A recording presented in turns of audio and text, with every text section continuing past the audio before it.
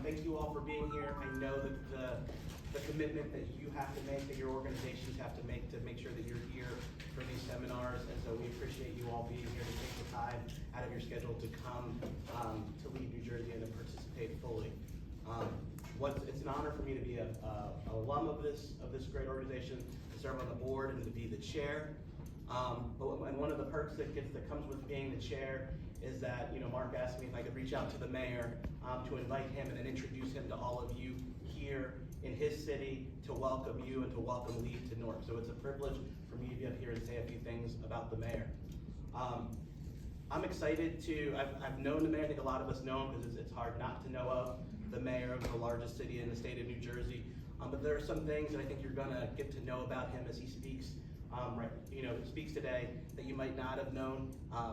One, he's like no other elected official that I have worked with, and I think that stems from him being an educator first. He was a teacher, and then he was a principal, and so I think that is the space where he comes from, and I think that is the space that drives the way that he engages on policies.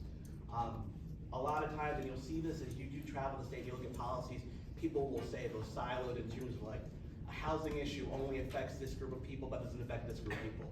Or the environment affects this group of people but doesn't affect this group of people. And I think the way that the mayor approaches policies, he looks at the policy holistically and says, hey, housing is an issue, whether you live in Irvington, whether you live in Maplewood, whether you live in Princeton. Housing, if you can't afford your rent or you can't afford your mortgage, is something that he said, it's an issue for folks, and you need to really break down the paradigms so that you can have really good policy that helps all people. So I think that's one of the things that I see as he engages folks and he engages the political spectrum and tries to break down the norms and the silos that have kind of gotten to us to a place where, where we see the issues that New Jersey is facing. Some things you might not know is that the mayor has been on a track with Lauryn Hill. So he has been on, on a Grammy Award-winning album. So the mayor has played the part. He's also an author, and I would suggest that if you have the opportunity, he has a spoken word book that's on Audible, and you can download it for free at this point, and you can learn a little bit more about him and where he comes from. He is proud about the accomplishments in the city, and he's going to tell you about them. And I think that there is a long list, but I think he's the first one to say that there's things that we can do and we can build upon it.